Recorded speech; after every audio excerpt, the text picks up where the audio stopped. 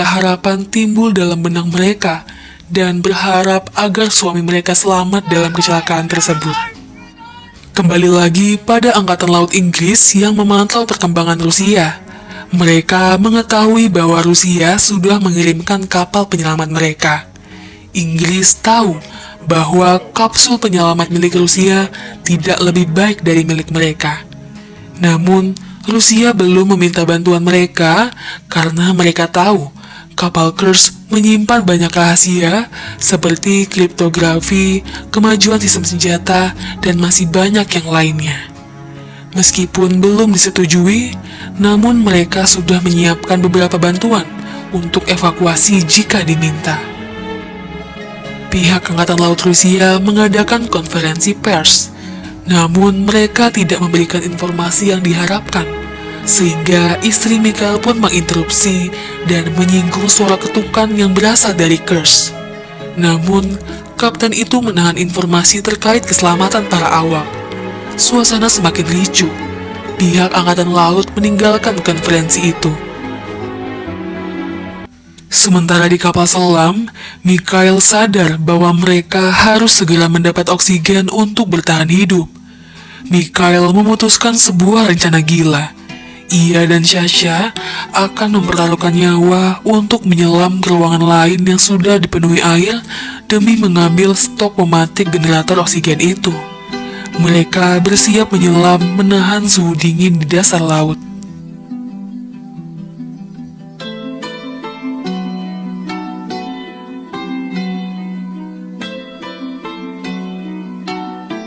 Suasana begitu menegangkan, melihat sulitnya mencari pemantik tersebut pada sekian banyak laci yang tidak tahu pasti di mana letaknya. Kemudian Mikhail berhasil menemukan pemantiknya, dan mereka segera kembali ke buritan. Namun, sialnya pintu ruangan itu macet, dan membuat Sasha kehabisan napas. Dengan sekuat tenaga, Mikhail membuka pintu itu hingga akhirnya terbuka. Rasa solidaritasnya yang tinggi membuat ia tidak meninggalkan Sasha yang sudah tidak sadarkan diri karena air yang memenuhi paru-parunya. Dengan napas yang tersisa, ia menarik Sasha menuju buritan yang sebenarnya bisa saja ia tinggalkan untuk mempercepat pergerakannya. Mereka pun sampai di ruangan 9 lagi. Dan beruntungnya Sasha dan Mikhail masih hidup. Para kru berusaha menutup kembali ruangan itu melawan kuatnya dorongan air.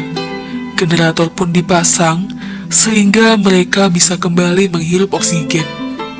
Mikhail mengingatkan Leo untuk berhati-hati saat menghidupkan generator karena alat itu akan meledak jika sedikit saja terkena air. Sementara, Rusia segera memulai upaya penyelamatan dengan menurunkan kapsul dari kapal induk. Mereka kembali mendengar tanda SOS dari awak kapal yang menandakan bahwa mereka masih hidup. Kapsul itu berhasil mengenai badan kapal selam. Para awak yang mendengar dentuman itu merasa gembira mengetahui mereka akan diselamatkan. Raut wajah bahagia yang lama tak terlihat itu muncul kembali, mengetahui masih ada harapan untuk mereka.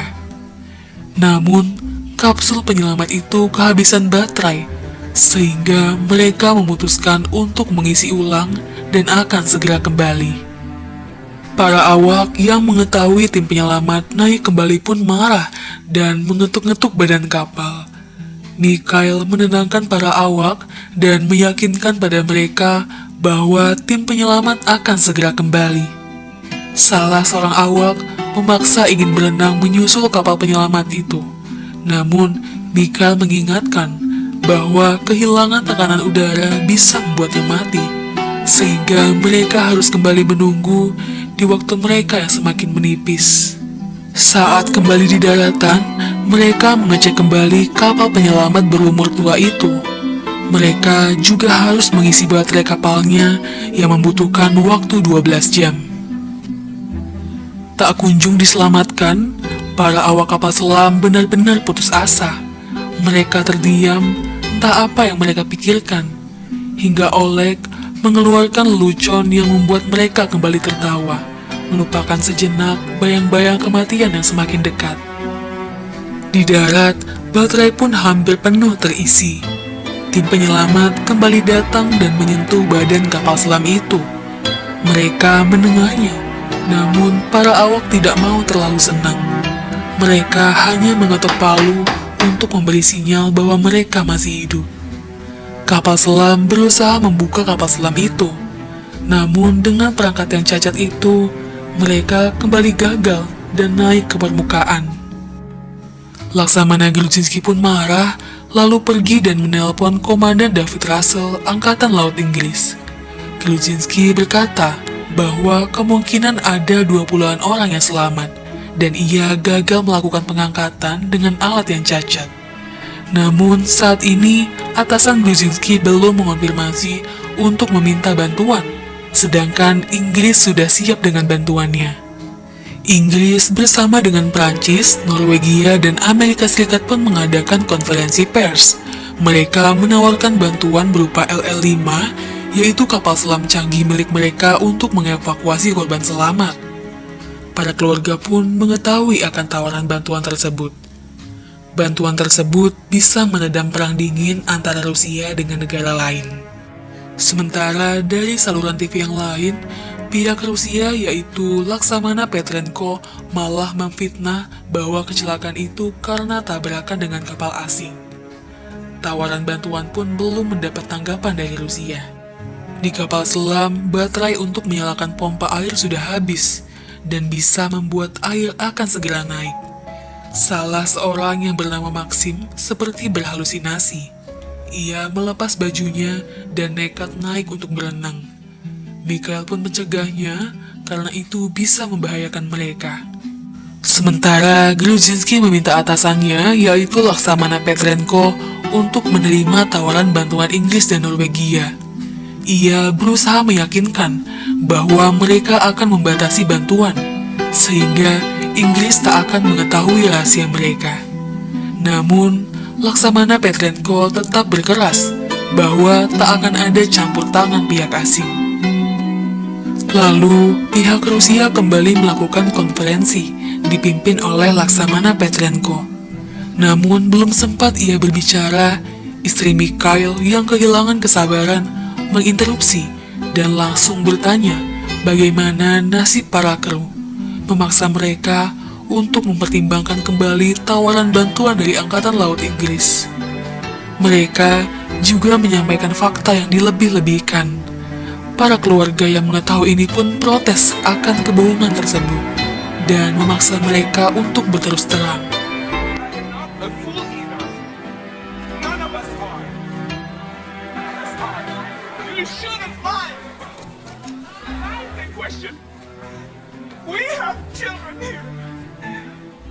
Istri Mikhail yang sedang hamil itu berjuang sekuat tenaga memperjuangkan nyawa para awak kapal yang selamat.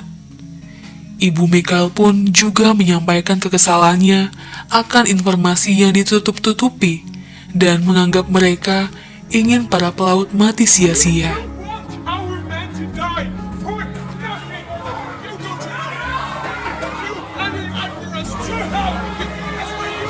Seorang perawat sampai membius ibu Mikhail agar ia bungkam dan berhenti menghina Laksamana Petrenko. Grudzinski yang menyaksikan itu segera menghubungi Angkatan Laut Inggris untuk menerima tawaran bantuan. Inggris pun dengan sigap mengirim LR-5 mereka. Komandan David Russell sendiri yang memimpin operasi dan ia memberi pengarahan kepada penyelam. Komandan David Russell dengan kapal induknya meminta izin untuk mendekati lokasi kecelakaan dan mengambil alih perintah selama operasi penyelamatan. Namun, ia diminta untuk berhenti, lalu ia mematikan mesin. Sementara di kapal selam, para awak kedinginan karena air semakin naik akibat pompa yang rusak. Mikhail memandangi foto istri dan anaknya dan bangkit untuk mencari pena. Oleg pun memberinya, namun Mikhail tidak tahu apa yang akan ia tuliskan. Ia ingin meninggalkan sesuatu yang bisa membuat keluarganya selalu ingat padanya, walaupun hanya dengan sedikit kenangan. Namun, Oleg mengatakan bahwa istri, anak, dan juga bayi yang akan segera lahir itu tahu bahwa Mikhail mencintai mereka. Akhirnya, negara yang sedang perang dingin itu pun bertemu. Laksamana Petrenko menemui tim penyelamat dari Inggris dan Norwegia. Inggris meminta bahwa mereka akan mengambil foto-foto kecelakaan untuk investigasi. Rusia pun terlalu negatif thinking di saat waktu yang semakin menipis. Rusia masih mempertahankan gengsi atas bantuan mereka, dan dengan percaya dirinya, Rusia menyatakan bahwa armadanya masih mampu menyelamatkan mereka, sehingga peran Inggris belum dibutuhkan saat operasi ini. Inggris terlihat tulus membantu karena mereka memiliki alat yang canggih sehingga bisa mengevakuasi para korban dalam beberapa jam saja. Dengan kerendahan hati, Inggris meminta Rusia untuk menerima bantuan mereka. Namun, Rusia yang sombong itu berkata bahwa mereka belum butuh bantuan mereka. Komandan David Russell tahu bahwa Rusia takut rahasia mereka diketahui dan juga mendapat penghinaan publik. Mereka dengan terpaksa menunggu keputusan. Sementara para awak bertaruh nyawa puluhan meter di dasar laut.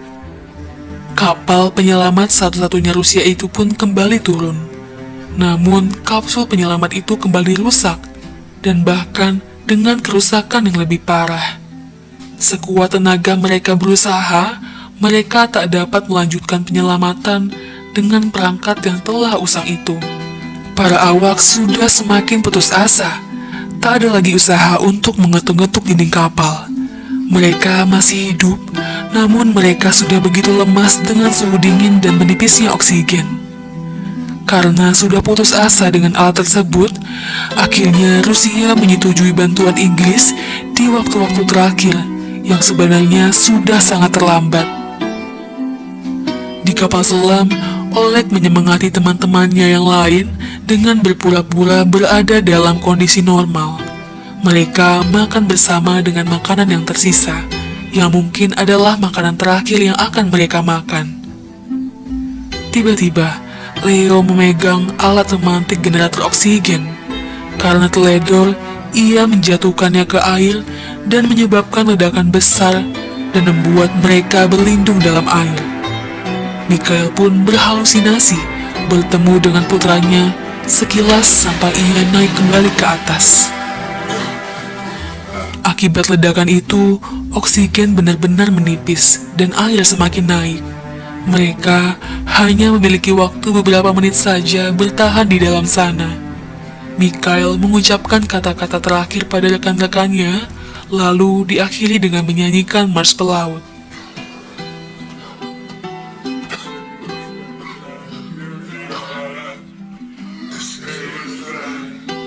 Mereka sudah paham resiko yang mereka dapat ketika memilih menjadi pelaut. Alat milik Inggris pun segera diturunkan. Saat tim penyelam tiba di dasar laut lokasi karamnya Kursk, para penyelam membuka badan kapal, tempat di mana biasanya para awak mengetok-ngetok dinding kapal sebagai sinyal bahwa mereka masih hidup. Mereka harus memastikan bahwa pintu air tidak banjir dan memeriksa katup tekanan. Tim penyelam pun dikejutkan dengan fakta mengerikan. Masih mungkinkah ada awak yang selamat, sementara semua ruangan yang ditemukan semua sudah kemasukan air? Ya, 23 pelaut itu tewas saat mati-matian menunggu datangnya bantuan, sementara mereka kehabisan oksigen. Karena harga diri sebuah negara yang lebih diprioritaskan dibandingkan nyawa mereka. Grudzinski dikabarkan bahwa tak ada satupun dari awak kapal Kursk yang selamat. Adegan berpindah di sebuah gereja, di mana anak Mikhail memandang foto ayahnya dan rekan-rekannya yang telah gugur menjadi pahlawan bagi bangsanya. Istri Mikhail memberikan pidatonya. Semua keluarga pelaut hadir, termasuk para petinggi angkatan laut. Surat dari Mikhail pun ditemukan dan dibacakan oleh istrinya yang ditujukan untuk putra dan anaknya yang belum lahir, bahwa ia mencintai anak-anaknya seperti ia mencintai istrinya. Tak ada yang tahu apa yang dipikirkan anak Mikhail. Tatapannya begitu tajam pada Laksamana Petrenko. Anak kecil itu menyaksikan sendiri tiap detik berharga yang dibuang oleh para petinggi militer. Para keluarga yang ditinggalkan harus menahan amarah dan luka yang mungkin tak akan pernah sembuh. Lalu, Laksamana Petrenko menyelami satu persatu anak para kru kapal. Namun, anak Mikhail tak sudi menyalaminya, diikuti anak-anak setelahnya. Istri dan anak Mikhail pun pulang. Kemudian, mereka dipanggil oleh teman ayah Mikhail. Ia memberikan jam tangan Mikhail yang dijual sebelum ia berlayar. Pada sebuah epilog, disebutkan bahwa para korban kapal selam Kursk meninggalkan 71 anak. Demikianlah alur cerita film Kursk.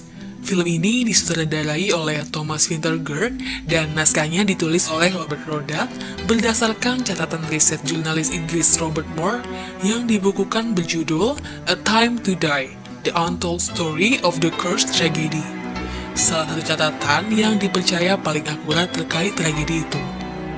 Film ini menyiratkan demi mempertahankan gengsi dan kebanggaan pemerintah dan para petinggi Angkatan Laut Rusia, mereka secara tidak langsung menelantarkan ke-23 kru yang sempat selamat.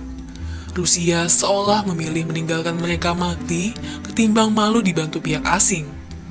Film ini mengajarkan kita untuk selalu mencintai keluarga dan menikmati setiap momen kebersamaan karena kita tak akan pernah tahu kapan maut akan memisahkan.